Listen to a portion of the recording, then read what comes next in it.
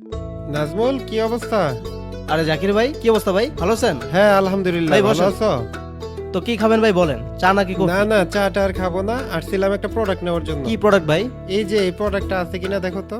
হ্যাঁ ভাই, আছে তো। কয়টা লাগবে? একটাই দাও। দেখেন তো ভাই, এটা কিনা? এটার প্রাইস কত? 100 টাকা দিলেই হবে। 100 টাকা? তো ব্যবসা বাণিজ্য কেমন চলে নাজমুল? এই তো ভাই, আপনাদের দোয়ায় আলহামদুলিল্লাহ ভাই ভালো চলতেছে। মাস শেষে কেমন লাভ থাকে? এই তো ভাই, সব খরচ বাদ দিয়ে 50-এর মতো থাকে আর কি।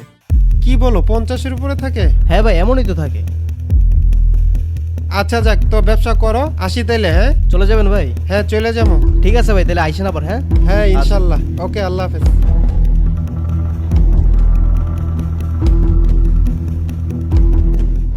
বন্ধু, সবাই তো সব দিক দিয়ে টাকা পয়সা কামাইতেছে, শুধু আমিই পয়সা রইছি। ভাবতেছি দেশে আর থাকবো না, বিদেশেই চলে যাবো। দেখিস তো তোর পরিচিত কারো থেকে ভিসা একটা ব্যবস্থা করতে পারিস কিনা। টাকা পয়সা কোনো সমস্যা নাই, তুই শুধু ভালো একটা ভিসা ব্যবস্থা করে দে। তুই বন্ধু আসলেই একটা বোকা। কেন বন্ধু?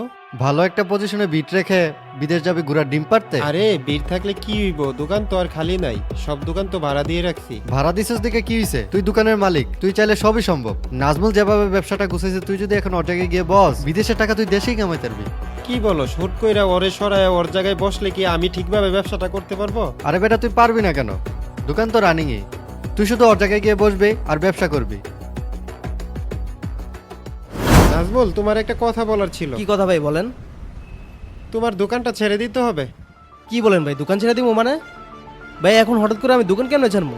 নাজমুল, আমি ভাবছিলাম বিদেশে চলে যাবো, এখন চিন্তা করলাম বিদেশে না গিয়ে দোকানটাই চালাবো। হঠাৎ করে সিদ্ধান্তটা নিছি, তাই তোমার কিছু বলতে পারি নাই। 2-3 দিনের ভিতরে একটা ব্যবস্থা করে দোকানটা ছেড়ে দাও, আমি খুব তাড়াতাড়ি দোকানটা নিয়ে বসতে যাচ্ছি। ভাই আমি এত কষ্ট করে দোকানটা রানিং করছি, এত বড় করছি, এখন ভাই হঠাৎ করে আমি এই 2-3 দিনের ভিতরে দোকানটা কেমনে ছাড়বো ভাই? আপনি আমার একটা মাস আগেও যদি বলতেন তাহলে তো আমি একটা ব্যবস্থা করতাম ভাই। নাজমুল, আমি তোমারে বললামই তো, হঠাৎ করে সিদ্ধান্ত নিছি, তাই তোমারে কিছু বলতে পারি নাই। আচ্ছা যাও, তোমার আমি 7 দিনের সময় দিতেছি। আজকে 1 তারিখ, আগামী 7 তারিখের ভিতরে দোকানটা তুমি ছেড়ে দাও। আর তোমার মালচা মানা যা আছে এগুলো আমার কাছে বিক্রি করলেও পারো বা নিয়ে যাইলেও পারো। আর আমার কাছে বিক্রি করলে তোমাকে ন্যায্য দামে দিব, সমস্যা নাই। আচ্ছা নাজমুল, তুমি তাড়াতাড়ি সবকিছু গুছিয়ে ফেলো, আসি তাইলে। দোকান তো লইলাম, কিন্তু কোনো কাস্টমারই তো আসতেছে না।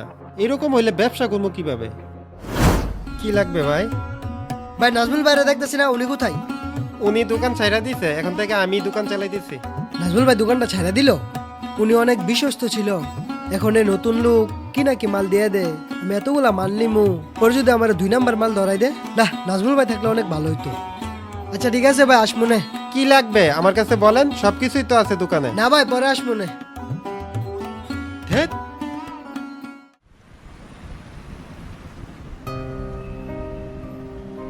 কি লাগবে ভাই? ভাই আমার তো অনেকগুলা মাল লাগতো, তা নাজমুল ভাই কোথায়? নাজমুল ভাই দোকান ছাইরা দিচ্ছে, আমার কাছে বলেন কি লাগবে। নাজমুল ভাই হইলে ভাই ভালো হতো। কি লাগবে ভাই বলেন আমার কাছে। আচ্ছা ভাই, আরেকদিন আসবলি। ভাই আছে তো। ধ্যাৎ।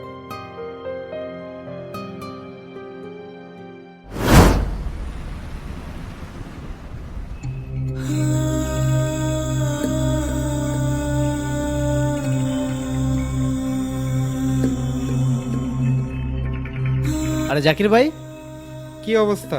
কেমন আছেন ভাই? এই তো ভালো, তোমার কি অবস্থা?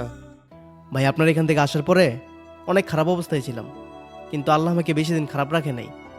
আল্লাহ আমাকে আবার এই দোকানটা মিলাই দিছে। তো ভাই আপনার কি অবস্থা? আপনার ব্যবসা বাণিজ্যের কি অবস্থা? ভাই তুমি আমাকে ক্ষমা করে দিও, ওই দিন তোমার সাথে এরকম করাটা আমার ঠিক হয় নাই।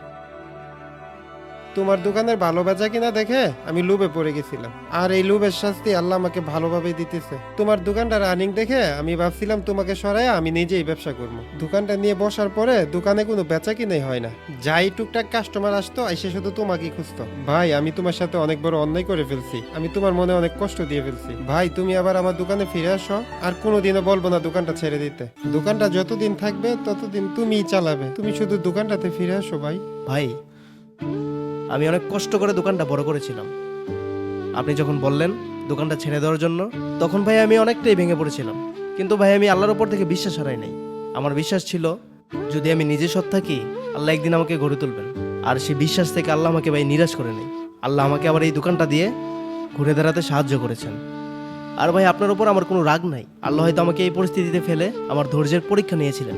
ভাই আপনি কিছু মনে করেন না, আমি আর আপনার ওই দোকানটাতে যাব না, কেননা ভাই আমি এই দোকানটাতেই আলহামদুলিল্লাহ অনেক ভালো আছি।